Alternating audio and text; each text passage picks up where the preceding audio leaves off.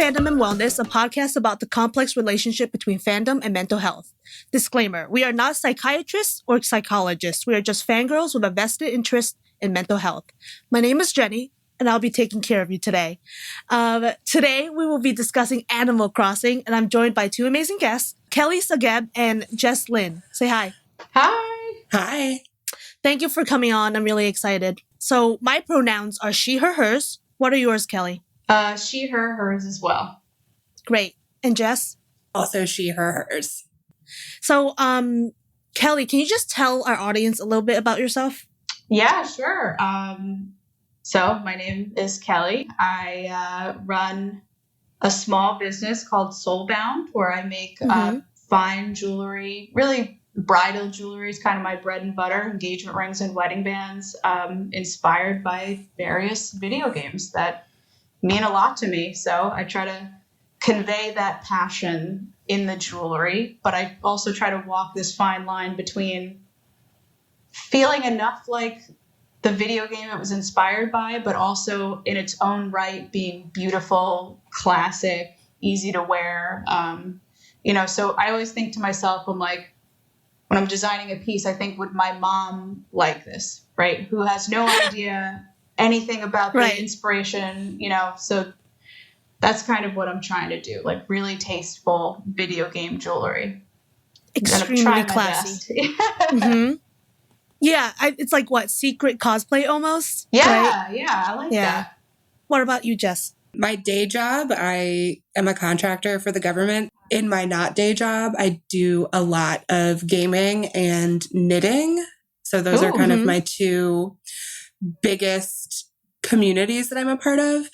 My husband kind of got me into gaming, so still a little fresh baby gamer, but we've been together for like 5 years now. So slowly but surely, more and more games. But I do a lot of knitting. So if you have any questions about knitting while we're here, please let me know. And you also, I know you have, you've helped Danielle with her Little Petal booth before, and you're always a joy to have in the booth. Thank you. As someone who just hangs out there, I don't work there. I just hang out in her booth.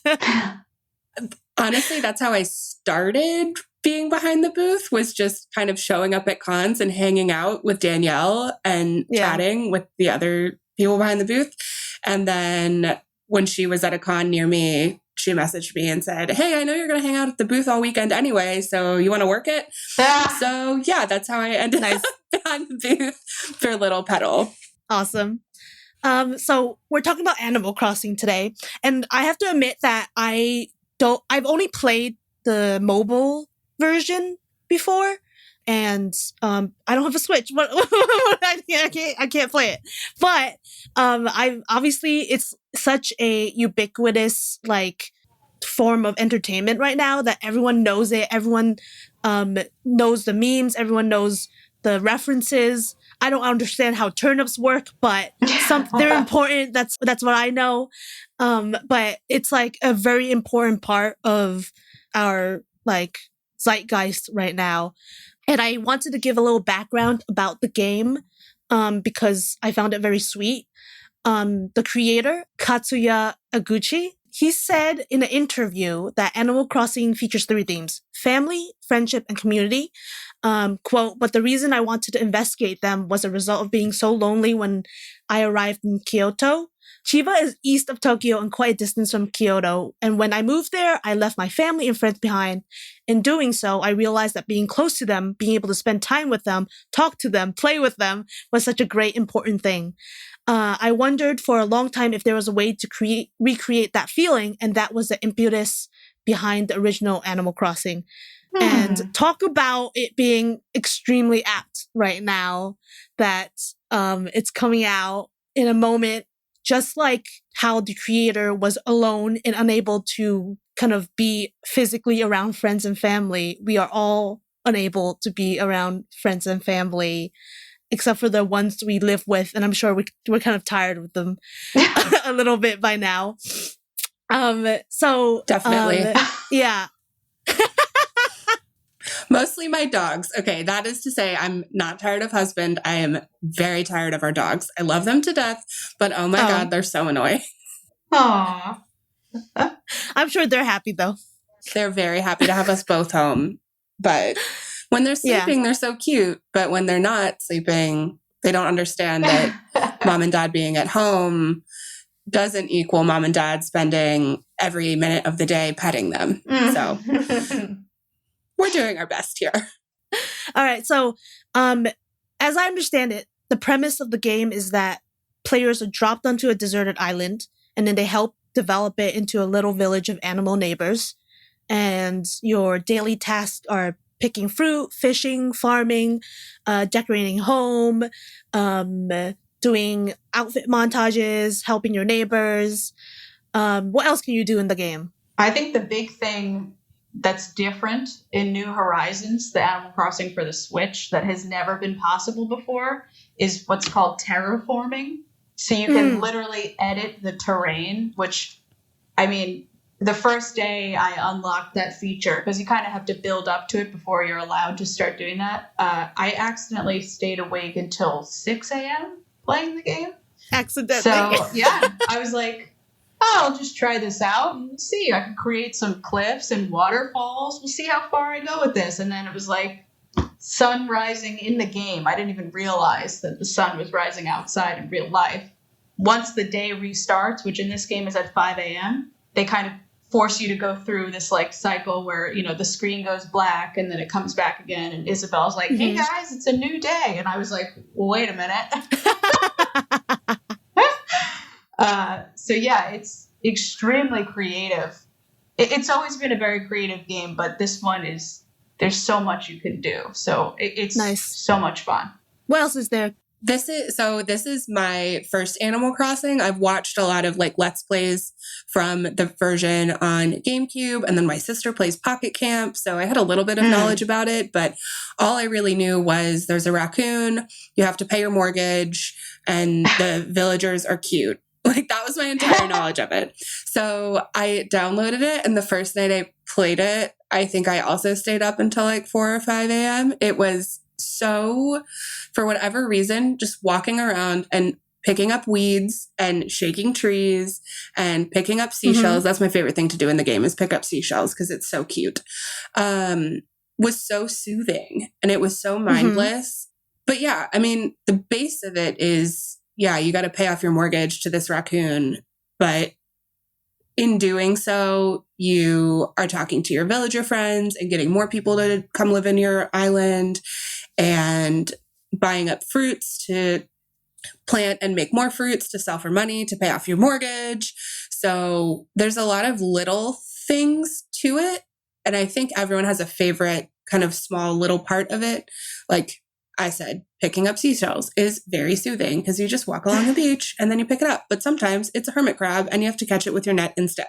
Nice. Yeah. So what are your other favorite things to do in this game? So for me, I mean, I'm a little bit of a lunatic with this game. I take it too far. But I plan out my island in a very methodical way. I actually have documents on my computer where I'm like designing exactly where everyone should be placed down to like each little square. What was kind of fun for me, which sounds crazy, is that, you know, so you get to have 10 villagers or other animals on your island that are like NPC characters. It's not you. And there's, I think at this point, there might be close to 400 different villagers that are available in the game, but you can only have a maximum of 10 on your island. Oh, so for me, that's like, okay, that's a challenge. Who are going to be my 10 top people of all time that I want on my island? But goes further than that. They all have unique homes. So the exterior of their home is totally unique and the interior of their home is totally unique. So I'm going for a very specific theme with my island. I want to make sure that the exterior of all of their homes match the overall aesthetic of my island.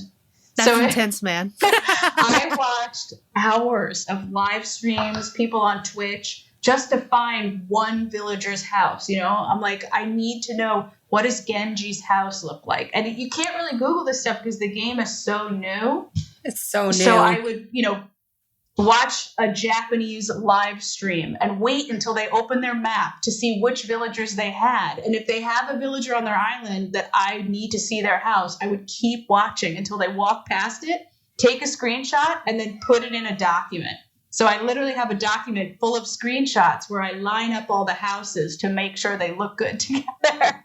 So I know that sounds crazy, amazing, but no, I that's dedication. find great joy in that. Like really, getting it to be exactly like, I don't know, it's just fun. It's fun to research and to go so in depth. Mm-hmm. Well, and it's the thrill of the chase too, because if you then want to go find that islander, there's a couple ways you can get islanders to come move in.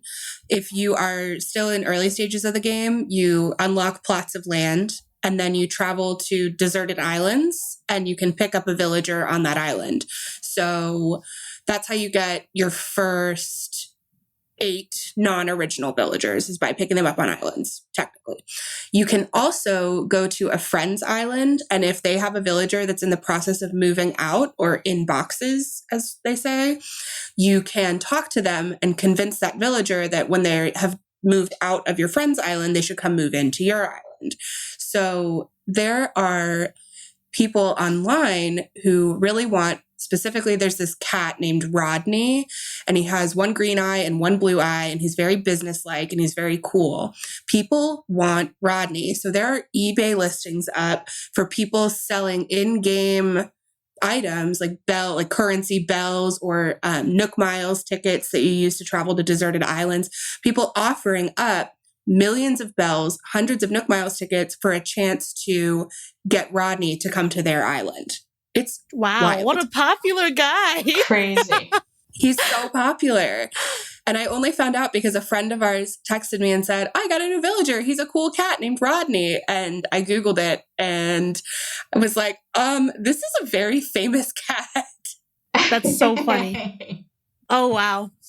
This world is like, it's like, it's another world. It's so complex. And so, I'm going to skip around, but basically we've already touched on a lot of things, that it's soothing, that it gives you control, that you have all these villagers who are so different and so interesting. And so the first thing I wanted to touch on in terms of how Animal Crossing affects our mental health is that right now it offers an escape from reality. And I don't think there's been quite a moment in which so many people have wanted to escape from reality as much as now. And I've been hearing a lot about how people are just like going online and like everyone is playing this game. All of their friends are playing this game. And you can see that with some other games where you'll see, a couple friends are online and playing this game, playing some other video game, but not to the extent that it's been on Animal Crossing, right? Yeah. That sounds about accurate. So right now, a lot of people have anxiety and fear about everything from their health to interacting with people, to economic consequences. So it's pretty normal for people to try and escape because there's like levels of escapism where you're like, you don't want to escape into a world so much that your real life is kind of like not progressing in any way whatsoever.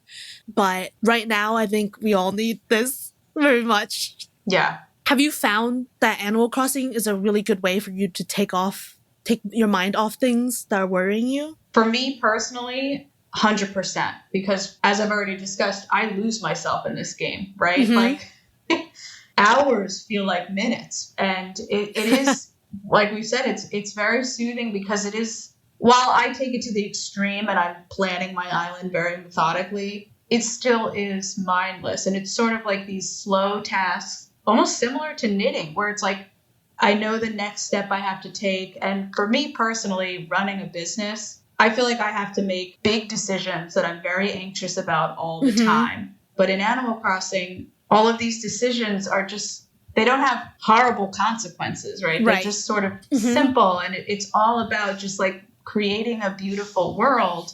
You know, I do find it very therapeutic. It's almost like meditating a little bit because it's very slow. We're going to touch on that. Calm. Yeah. And as I'm a kind of person who's like, go, go, go. And I always want to get things done quickly. I'm so aggressive with my own business. I always feel like I'm falling behind. I compare myself to others. And Animal Crossing forces me to stop doing that. You know, I'm not time traveling in Animal Crossing. I know some people do that. It's a concept where you change the date on your Switch to the next day so that you can force yourself to progress through the game faster. As much as I would love to do that, because I do want to see all my ideas come to life as soon as possible, I'm forcing myself not to for the sake of my mental health, because this game is all about making you slow down and appreciate the little things, like picking up a seashell and like how beautiful is the ocean right now. And I think a lot of people need that. I especially need that. So nice. I agree. I'm not time traveling either. I know a lot of people are, but this is my first go around through it. So I want to kind of take the time to really enjoy each piece of it as it goes. I think part of it with decision making, because I struggle a lot with executive dysfunction, having to make decisions all the time is stressful. I think it's stressful for a lot of people, but almost everything is reversible in Animal Crossing. So if you dig up a flower, you can put it back. If you knock down a tree, you can plant a new one. I mean, that's ideal. Like you said, there are short-term consequences. Like instead of a full-grown tree, you have a little tree sprout for a couple days. But you can change everything if you want to, or you can leave it all the same if you want to. There's no wrong way to play the game. I think the lack of pressure. And I think a lot of people in the online community that are playing and, you know, trading turnip prices, and everyone's aware that there's no wrong way to play the game. And so it's really wholesome corner of life right now is Animal Crossing groups, because everyone is really kind and willing to trade and share what they have. And there was a girl in a group who posted and said, I've put over 100 hours to this game, and I just realized there's more to do than catch bugs and fish. And everyone said, that's okay. There's no wrong way to play. So if you want to put 100 hours into catching bugs and fish, then do it. Like, who cares? It's your game. It's your island. And it's nice because it is a little slice of something that you can control and that isn't high stakes. Yeah. Yeah, I mean, that's also part of it, is that you control your environment and your life and your actions entirely in this game. You know what the rules are. You can make your house and yourself look exactly like you want to look, which honestly, we can't do that in real life. And I think one thing is that everyone gets the same base figure with whatever you want on top of it, right? And you can choose your skin tone. You can choose your gender, right? They don't call it gender. They call it style, actually. Interesting. Yeah, that's the first time in this Animal Crossing game, Okay, so you can choose your style, and no one genders you if you don't want to be gendered. Yeah. Which I think a lot of people appreciate. Yeah. How do you find yourself presenting yourself? My sort of concept is, and this goes into the theme of my island, I'm basically kind of living my dream life a little bit, which is, it's not completely Japanese themed, but it's like my sort of pretty version of Japan. I've been obsessed with Japan my whole life. Actually, I grew up on Long Island, where, I don't know if you've ever seen that show, My Sweet 16. Do you remember that show? Where people have like on MTV, out of control right? Sweet 16 parties that are as expensive as a wedding. That's a big thing on Long Island. So when I turned 16, my mom wanted to throw me a huge party like that. But I said, that's silly. Let's take that money that we would have spent on this huge party, and I want to go to Japan. So nice. My mom, my dad, my sister, and I went to Japan when I was 16, and I've been dying to go back. I'm actually going to go for my honeymoon. And I've been trying to learn Japanese ever since. And I'm just really into that whole culture. So yeah, basically it's sort of like the Japanese-ish, a little bit version of my life right now. But still, my character looks a lot like me. You know, I have dark curly hair and green eyes. I'm working on it. I still haven't gotten all the furniture, but I'm going to recreate my little office here. And so it's sort of as close to my real life as possible, but just sort of like an idealized version. Yes. Sounds great. Yeah, mine is pretty similar. Yeah, pretty similar to everyday life. Anytime I see something for sale that is like craft related or dog related, I grab it. And so in my house, I have little dog beds for the girls and food bowls. And then I set up one of the rooms that I got is my craft room. So one of the in-game items you can get is a spinning wheel, which is super cool. So I have 2 spinning wheels now and a sewing kit. So house-wise, it's definitely very similar to my idealized dream house. And then person-wise, I change my outfit pretty much every day in-game because I love all the options. I have been designing clothes. So I've done a lot of Little Petal dresses. We hosted a Little Petal Animal Crossing night last night. Everybody shared their dress codes and it was super fun. And then as far as appearances, pretty much looks like me. I mean, I have a questionable hair color right now because I did overtone and it's like brownish silver right now. I got permission from my hairstylist. She knows all about it. We're going to do something about it when it's done. But I texted her. That's funny. I know. I did. I texted her. I said, I can't deal with this. What colors of overtone am I allowed to use? So we went with vibrant silver and it's fine. So my character in game has gray hair in a bun on top of her head, just like me. Nice. That's great. Another thing that I wanted to touch on was the fact that you can literally do things you can't do because of the quarantine / social distancing, and there's things that you want to do that even if this wasn't all happening, you would still do in the game because you can't do it in real life. I mean, like owning a mortgage sounds like a like a faraway dream, you know what I mean? So obviously I've seen that people are like doing weddings on like Animal Crossing. That's so sweet. They'll do the real thing eventually, but right now they want to do something, right? And it's interesting that the internal clock of the game is the same as our clock in real life, right? So it really feels like real life when you do that. And I know people have talked about how like their because of mental health issues, they can't like go outside and interact with people and do things they want to do in real life, but they can do it in the game. And sometimes it helps them do it in real life, which is like great. And another thing is the fact that, like you mentioned earlier, you have like a bunch of tasks that you have to do and they're small and they don't have much consequence. So but you can actually get them done in the game, when in real life, sometimes you just can't get anything done, it feels like. And that can also kind of like help you kind of develop the executive functioning that you need in the game and in real life as well, which I think is a really cool aspect of this game. What are like some things in the game that you can do that you can't do right now in real life? For me, it's been really nice because in the game, pretty much almost every day, I'll open up my gate, which every island has an airport, and you can literally open the gate and invite people in. And my siblings will all come over because we're all separated right now. Some of us are stuck in our apartments in the city. My sister actually went home to Long Island to be with my mom. So it's really fun.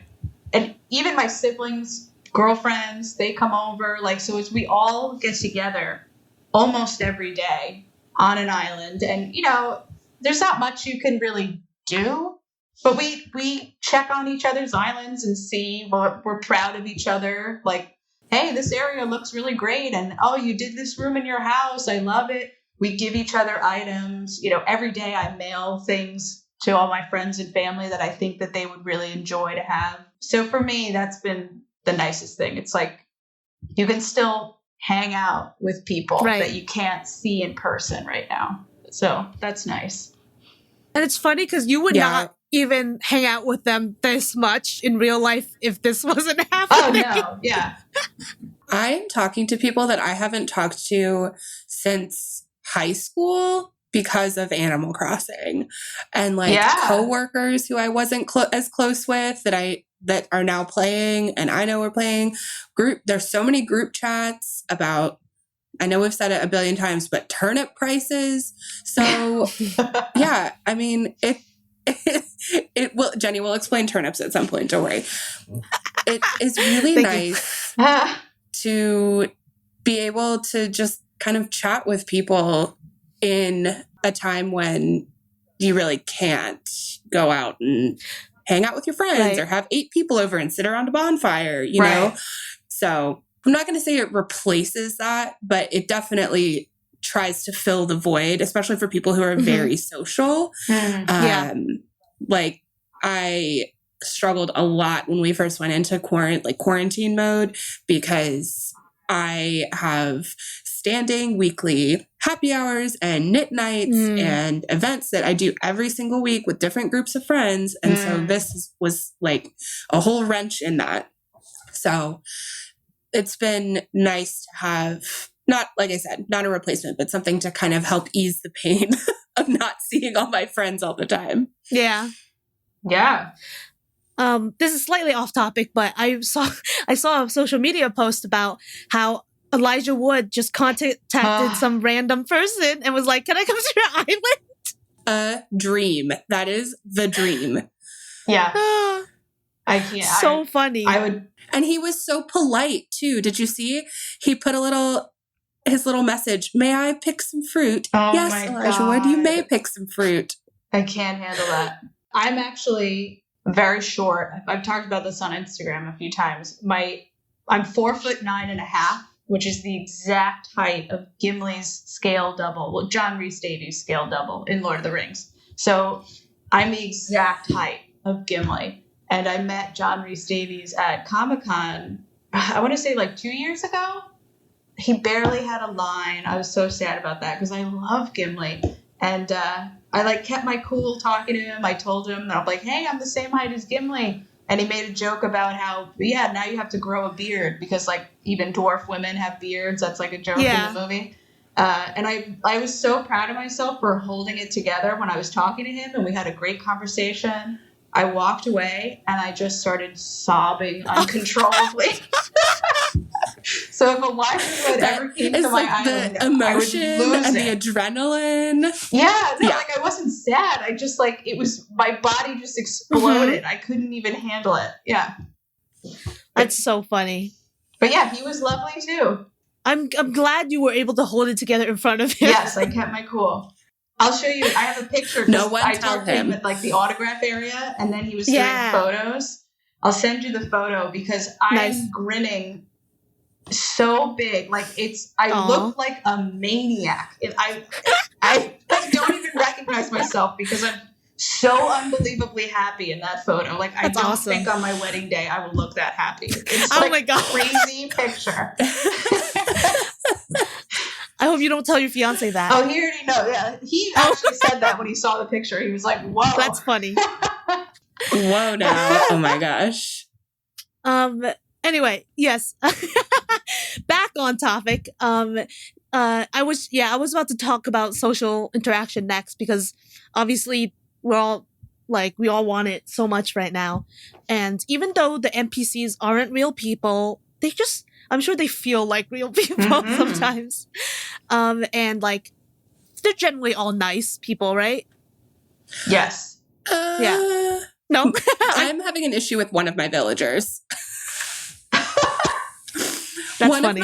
One of my villagers is causing a problem. I might kick her off. So she was one of my original villagers. She's Ursula, the pink bear. And yesterday I was walking around gardening or whatever, and I saw her talking to Annalisa, who is the most adorable little aardvark, and they were like huffing and puffing. They had little huff and puff bubbles coming off away from them, and I went up and like broke it up, like wedged my character in between their characters, and then I talked to Annalisa, and I was like, hello.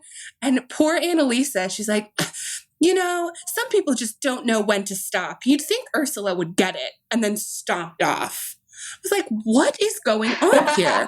And I walked up to Ursula and talked to Ursula. And she said, do you want this Argyle vest? I'll sell it to you for 1,300 bells.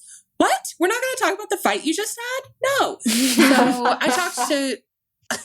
I talked to Isabel about her. Jenny, Isabel is Raccoon landlord's second in command. So she's in charge of telling you what the weather's going to be like every day. And if you want to know how good your island is out of 5 stars, you talk to her. And if you have an issue with a resident, you talk to her. So I went and told her that Ursula was acting up and asked her to have a chat with her. So we'll see. I don't know. I was very unhappy because Annalisa is the sweetest little character. I gave her a strawberry dress and she wears it every day. And for Ursula to go up there and cause a fight with Annalisa, the most precious baby, well, not the most precious baby. I have another Islander who I'm obsessed with, but I was very unhappy with her. So I haven't talked to Ursula in a day or so. We'll see if she gets the memo. I don't know how you handle all this conflict in the game. Normally, there's not that much conflict. That's why I was so shocked when I saw them fighting. I was so mad. Oh my God. That's so funny. Yeah, like video games are obviously very, just like any other video game, that you are in the shoes of the main protagonist. And unlike movies where you're just watching someone's life play out, you're watching your own life play out. And obviously you get very invested in that. And I'm sure we'll have an episode of video games eventually. But that's the thing about video games, right? That you get to self-insert yourself into another situation. And in this world, that it's another life, and that life is like perfect. Yeah. Right? Yeah, you're on an island with your friends. It's great. Do you have a favorite character, Kelly? It changes. I really like Diana. She's a white, beautiful deer. Her personality is snooty. So she's like a little, I don't know. She's a little materialistic. But I will say, I've been playing the Animal Crossing games since the beginning, since Animal Crossing for GameCube, which originally in Japan, that was actually N64. The snooty characters back then used to be nasty, like really. They would insult you, insult your outfit. She would say, you look terrible, take this new outfit, you need to put this on. And I loved it because it cracked me up. And I also got the best stuff from them because they would yeah, they do give out good gifts because they want you to look better. Yeah, so I've always liked the snooty characters. I really like Diana, but Poppy is this tiny little squirrel that I'm kind of obsessed with right now. If you haven't seen the inside of her house, this was part of my crazy research. It's like a beautiful autumn woodland scene inside her house. It's stunning. And it's so beautiful, in fact, that I felt she needed her own area. I actually have like a neighborhood where I have everybody lined up. But Poppy's house is so special. I'm creating a woodland paradise just around her house. That's on my to-do list for Amazing. today. That's awesome. She deserves it. I have 2 villagers now, Weber, who is a little duck, and then Benjamin, who is a dog, and they both collect bugs. So I'm going to give them a little zone next to each other. And I've been collecting bugs to get models made from Flick and build them like a little bug sanctuary, probably near the museum. Nice. They're so cute. Did you say who your favorite character was? I think right now, Islander, I love Weber, the little duck. He's so cute. He always walks around with a little book that has pictures of bugs on it. So he's reading about bugs and he goes and watches locusts jump. I think favorite NPC is Blathers though, because he's the owl that runs the museum and he loves looking at fossils and telling you what they are. And he loves fish, but he hates bugs. Which is so odd, but it's so funny. And if you bring him a bug, he's like, ew. Okay, I guess I can take it. I don't really want to, but fine. Thanks. That's Go funny. away. So I love Blathers and his distaste for bugs as an NPC. Nice. Nice. You mentioned earlier about these groups where you can trade stuff and talk to each other and invite each other to your islands. And I feel like the community, like you said, around Animal Crossing is so wholesome because it's a very wholesome game, obviously.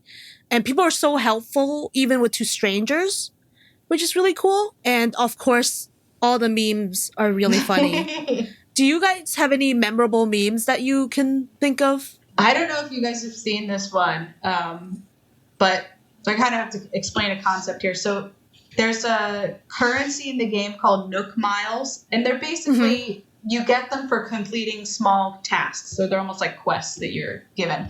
And every day you have 5 tasks that'll give you extra Nook Miles. And then after you complete those, there are little ones that give you like 100 Nook Miles or 150.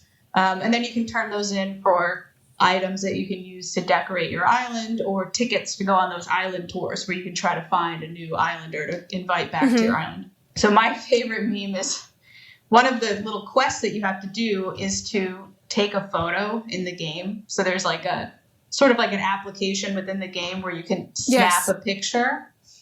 So it just says like, take a photo and you get 100 Nook Miles. And it's a picture. The meme is like some random dude standing up like an idiot. And I'm doing this in real life, just standing like an idiot and posing, just standing and doing nothing. And that's it. Like me posing in front of the camera to get these 100 Nook Miles. And it's just like, because you're like, I just got to get this done. So you'll just take the dumbest photo ever just to have it and just to get the Nook Miles. Like you put no effort into it. And it's funny when you actually like take your SD card out, put it in your computer, and you go through the pictures you took, and you're like, why did I take this picture? It's so stupid. Yes. Like, I was trying to get Nook Miles, right? That's so good. Yeah, I think my favorite one that I've seen is Ben from Parks and Rec saying, do you think a depressed person could make this? And he's holding up his Animal Crossing island on his Switch.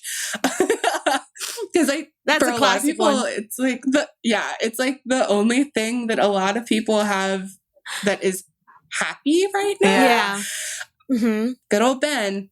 That's so funny. I love that meme format. It's so good. And as Kelly mentioned earlier, you get almost like a meditative kind of like sense from this game because it's like the repetitive movements and the calming activities can actually like stimulate mindfulness. And like when you think about mindfulness, you think about like literally like breathing in and out, meditating, yoga. But as long as you're doing like something repeatedly and like calmly, that can count as meditating. And I feel like that's what a lot of people do 4 hours on Animal Crossing. Yeah.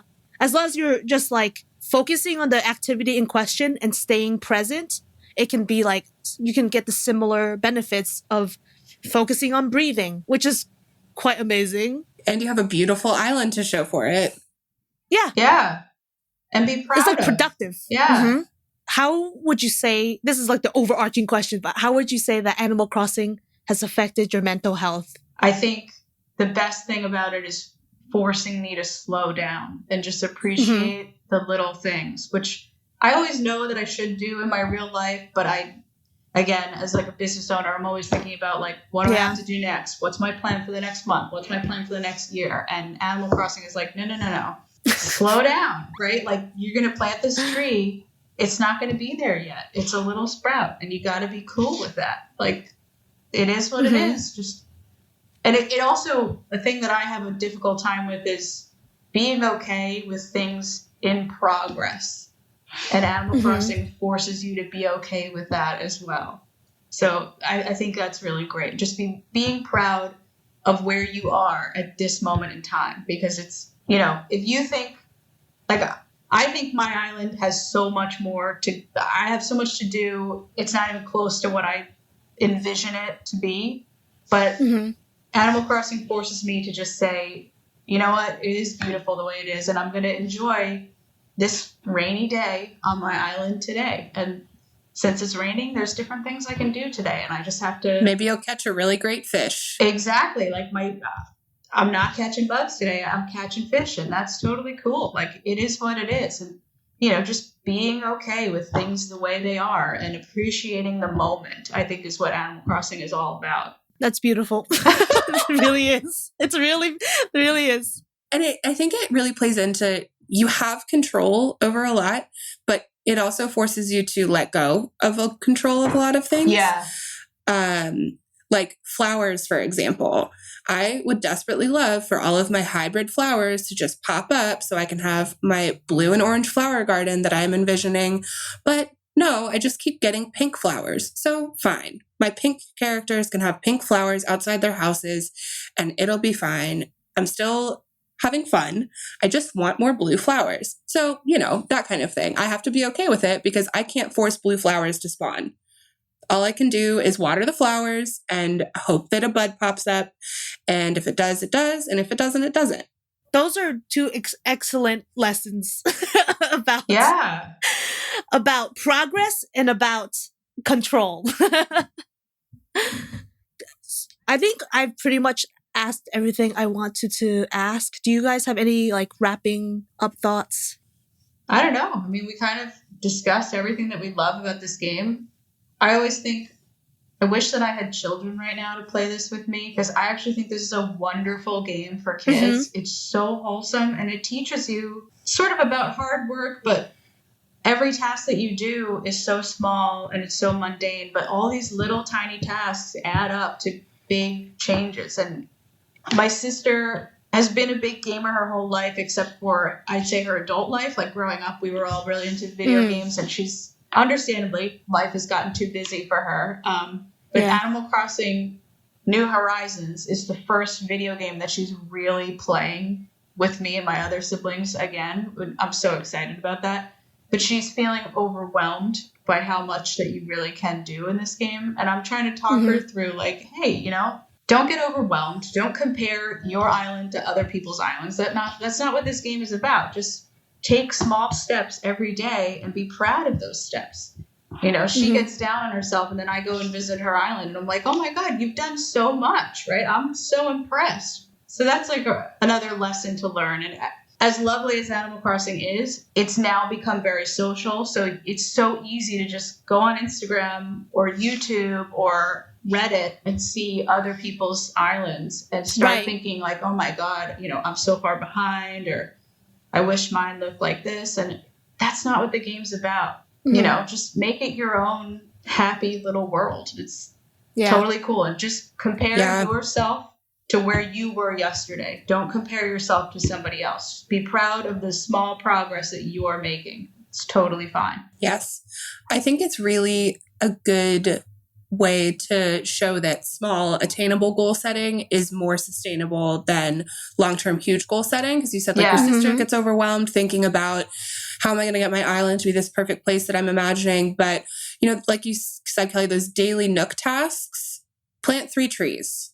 Okay, I can plant 3 trees. Great. Dig up 3 fossils. Okay, that's really easy to do. So it gives you these small, very attainable goals. And in doing so, those things help you make progress, yes, towards your long-term goals, but you don't have to focus on the long term. If you're getting overwhelmed, and I often do, you can just say, okay, I want to go catch a locust and do it. And, the game has some of those small goals for you, and you can set them for yourself too. So I think it's good. It's very good for kind of helping with decision-making and goal setting as well. Definitely.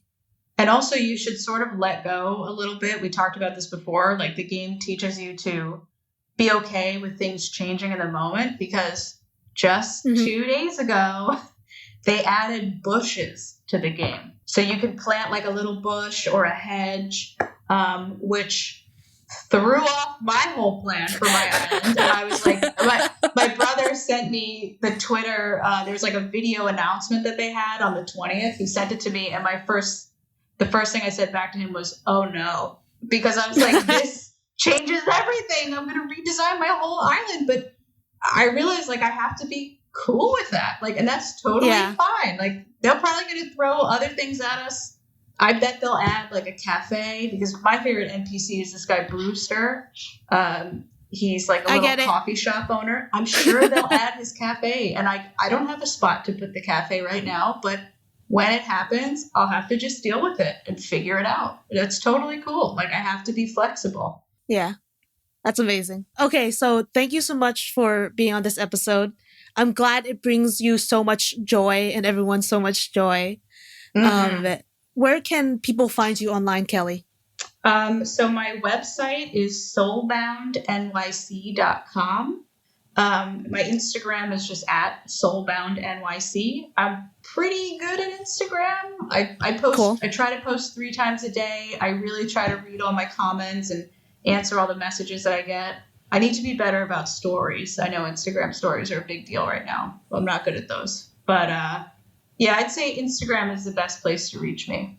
And to see what's going on. I'm posting weekly videos of what's happening on my island. So every week I compile all the videos that I took for the previous week. So you can watch my island changing so much and sort of coming together and me changing my mind about things. So hopefully people think that's fun to watch. I'm sure someone will. Jess? Yeah, best place to find me is Instagram as well. You can find me at Jessica and then 4 underscores and Lynn 4 underscores, because I have a very common first name and a very common middle name, and Jessica Lynn in all other iterations was already taken. Awesome. So to our listeners, please take a moment to subscribe, review, and rate us. It's the easiest way to support our podcast. If you want to chat with us about the episode, our social medias are Fandom Wellness on Twitter, Fandom and Wellness on Instagram, and Fandom and Wellness on Facebook. You can find Arkita at Classy Rebel Design on Instagram, me at FanMailbox on Instagram, and Danielle at Little Petal on Instagram. And remember, be kind and take no shit. Yay!